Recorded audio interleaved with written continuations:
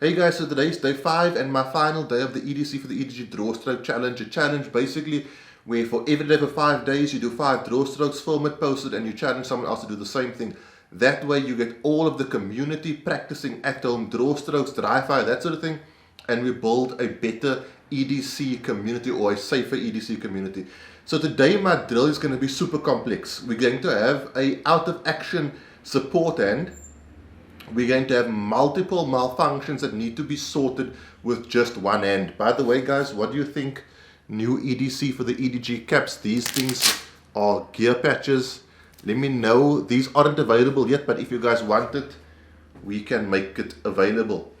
Okay, so as I said before, this is not to show off where you are. It is where you are within your training. Don't be shy if you're not running super fast drills. That's not the point of this. These drills I'm going to run quite slowly. I'm going to talk as I do it to explain methodology. Hopefully if there's an instructor out there watching, you can say, are you doing this right or this wrong? I'm not an instructor. If you seek firearm instructorship, I recommend you consult a professional. Everything you see on my channel, on my Instagram, on my Facebook page, on my YouTube channel is my opinion. Nothing is a recommendation. So, really slowly, for whatever reason your support hand is out of action, generally our natural response to that would be to bring the hand close into our chest. So that's what I'm going to do. I'm then going to go for my EDC firearm. Going to reach up, and I'm going to, what I do is I like to use my thumb to keep the cover garment out of place. Then I'm going to drive down onto my firearm, come up, present the firearm under my dominant eye. I go to take a shot, nothing happens.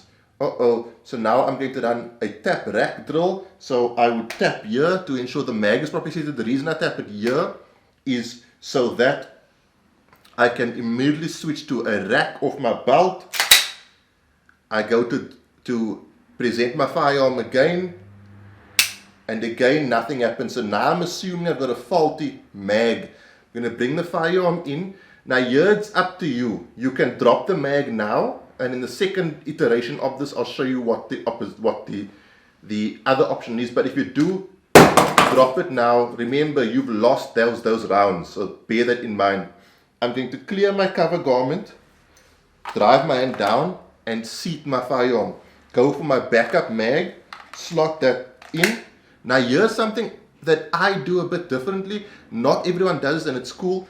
I'm going to redraw my firearm and do a tap rack drill. The reason I'm going to tap here now, or another tap rack shall I say, is because anyone who's ever seated a mag that is full, 17 rounds, into a firearm that has a round in the chamber, it requires a lot of pressure, upward pressure to slap that guy in there. Wow, this arm is useful. It requires a lot of upward, inward pressure into the mag wall to get that mag properly seated. Slotting the mag in with one hand like this might not give you all that required pressure, so you might have a loose mag. So tap, rack, and now I present, take my shot, and hopefully that time it worked. So that is my first run of that drill. Guys, remember, as always, make sure your firearm is empty and safe before you do this. I said in my previous video, I'm not going to show that in every single video. Okay, now there is another way of doing this before I get to my second round, where when it comes to the reload, people tend to sort of get into a seated position, knees and feet together, put the firearm in between their legs and reseat the mag and rack it between the legs. The reason I don't do it that way is because in that few seconds when the firearm's between your legs, you can't move, right? So if at that moment something happens, you need to run away, you've now got a firearm stuck between your legs, and nervousness, threat focusing, your heart's pumping, you might just run and leave a firearm behind. So I would rather have a situation where I'm at this point, empty mag, or the faulty mag's laying on the floor, that's what it is, and I'll show you a different option to not have that mag laying on the floor, and I'm about to reload, and I'm like, I gotta run. I can now just take off running and reload at a secondary location. So that's my methodology. I'm not saying you use it, you do what you feel comfortable with, I'm doing what I feel comfortable with. Okay, so the second option to not lose your mag is as follows. So arm is out of action, go for my draw stroke, get the cover garment clear, come up, present, take the shot, nothing happens, tap, rack, do the same thing, nothing happens. Now we've got a problem, flagging the thumb, I get that cover garment out of the way, drive the firearm down. Now I release the mag, the faulty mag that was in the firearm, which I'm assuming is faulty because it didn't fire twice, even after tap rack drill. Tuck that guy in my pocket, so now I'm not leaving mags, rounds on the floor for bad guys to pick up. Come over, get that spare mag, slot this guy in, bring it up, tap, rack, and we go to our shot. Hopefully that's the one that ends the threat.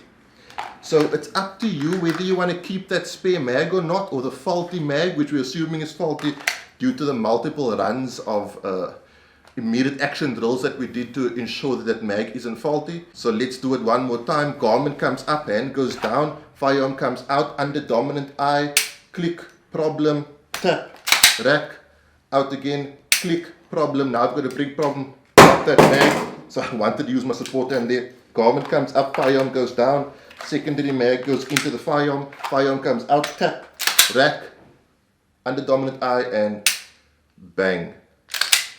That was what? That was 3. Let's go for number 4. And guys, this drill, I run, the reason, like I said, the reason that it's secondary tap rack is because I've done this at the range, and there's times when I haven't been able to seat that mag all the way with one hand. So that is where that extra tap to seat the firearm comes in. That's just my own personal experience. Remember guys, everything's an opinion, nothing's a recommendation. You train how you want to train based on your knowledge and the expert tutorage you get from firearms instructors. I am not an instructor. This is my own training based on things that I've learned. Okay, so let's go for number 4. Hand is out of the game. We reach for the firearm. I used my hand to hold my garment up. Sorry, my bad. So let's go for number 4. Hand comes up. Go down into the firearm. Firearm comes out. You present. Nothing happens. We go for a tap, rack, you present again, nothing happens. Drop the mag, clear the garment, slide the firearm in, get the spare mag in, comes out, tap, rack, bang. And we hope that ends the thread. The last one that I'm going to do now, I will secure the spare mag like I did I think in the second one. So one more time, hand is out of the game. Garment comes up, firearm comes out, you present under your dominant eye, click, tap, rack, present under your dominant eye, click. Now we've got a problem. Get that garment out of the way, drive the firearm down, remove the mag, store it in your pocket. It is a bit of extra time, but it means you don't leave a potential mag on the floor for the bad guys. Garment up, spare mag in, comes out, tap, rack, and bang. Guys, that is my 5 draw strokes in 5 days, and today I would like to challenge the manufacturer of the t-shirt I'm wearing, as well as the manufacturer of my EDC holster, Mr. James at Southwest Holsters. I am challenging you to the EDC for the EDG draw stroke challenge. I want to thank everyone who's commented on my post and who's taken up the challenge, and all those people who are also going to do it, for taking the time to read and let me know different things and things I can do, things I can improve on, and what they think of my draw stroke. Remember guys, it's not an ego challenge, right? It's not who can do the fast draw stroke. It's not whose training is perfect. It's about putting things out there, seeing yourself on camera, because that's a great leveler, right? How you look in your mind and how you look on camera are 2 completely different things, and seeing yourself will often incite the required improvement. This drill for me is not something I run as often as I should probably, so if you see inefficiencies or imperfect movements, please, I encourage you, point it out. I want to learn. I'm not embarrassed about not knowing things. I'm so cool with that. So if you are an instructor, or if you do know a better way, let me know. Guys, that is it. I will see you on Sunday for a review of a very fancy Olight. For those of you who are watching this on Instagram or Facebook, please feel free to subscribe to my YouTube channel. It's also EDC for the EDG. I really appreciate that support. If you're already supporting me, consider supporting another EDC content creator, because we all need your support right now. Guys, that is it. Thank you to everyone who's doing the challenge for support. I'll see you soon. Have a good week. Train safe. Be hard. Cheers. God bless.